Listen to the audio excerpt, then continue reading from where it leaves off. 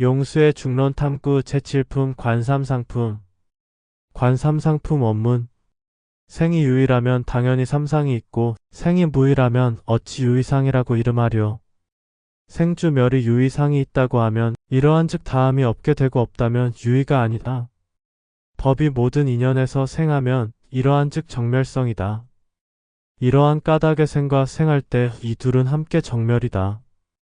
유의법은 당연히 생함이 없고 무의법도 생함이 없으며 유무법 또한 생함이 없다. 일체 모든 법이 생하는 상을 얻을 수 없는 것처럼 생하는 상이 없기에 멸상도 없다. 환 같고 꿈 같아서 생주멸의 상도 이와 같다. 원문 끝. 용수보살의 중론에서 7번째로 나오는 주제는 관삼상품으로 태어나고 머물며 멸하는 생주멸에 대해 비추어 보고 관찰하는 대목이다. 그러면 용수의 중론에서 태어나고 머물며 멸하는 세 가지 상인 생주멸의 관 삼상품에 대해서 해석해보자. 태어남이 있는 것이라면 당연히 생주멸이 있는 것이고 태어나는 것이 없다면 어찌 태어남이 있다고 하겠는가? 인연에 따른 법을 비추어 보면 태어난다는 것은 정멸한 것이다. 이러함으로 어떤 태어남도 정멸이다. 유의법이나 무의법이나 모두 태어남이 없다. 모든 법은 태어남이라고 하는 상을 짓지 않으므로 태어난다는 것이 없기에 머무는 것도 멸함도 없다. 환영과 같고 꿈속과 같아서 태어나고 머무르고 멸하는 모든 상도 환영에 지나지 않는다. 해석 끝.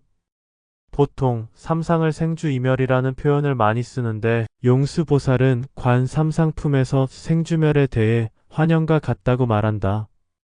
즉 태어남도 없으면 머무른 것도 없으면 멸한 것도 없다.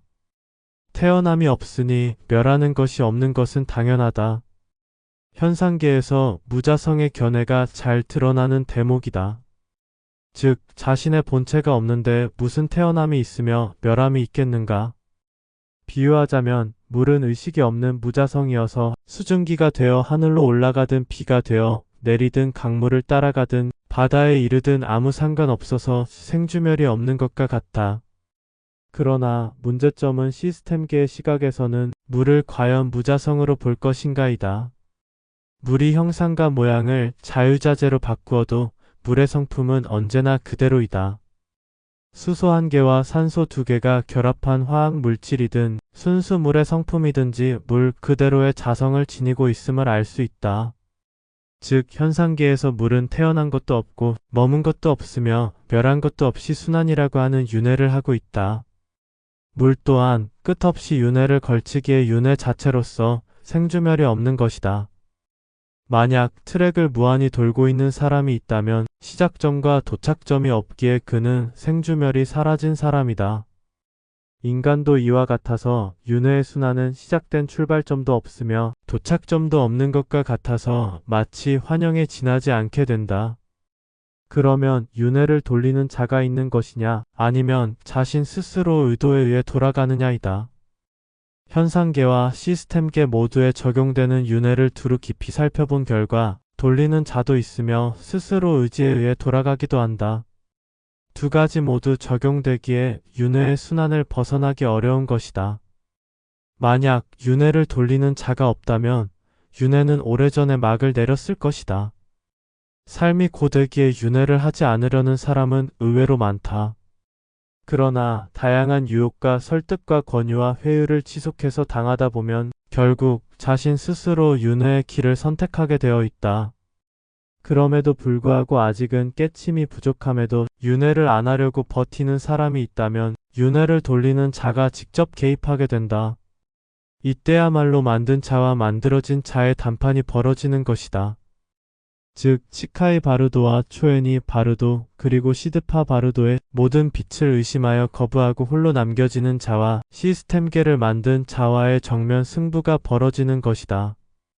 만약 아직은 수행이 부족하여 치카이 바르도의 맑고 투명한 빛을 따라가지 못하였다고 하여도 끝까지 의심을 내어 어떤 유혹에도 넘어가지 않고 끝까지 버티기만 한다면 그의 근기와 원력에 힘입어 만든 자와의 마지막 단판이라는 희망이 아직은 남아있다.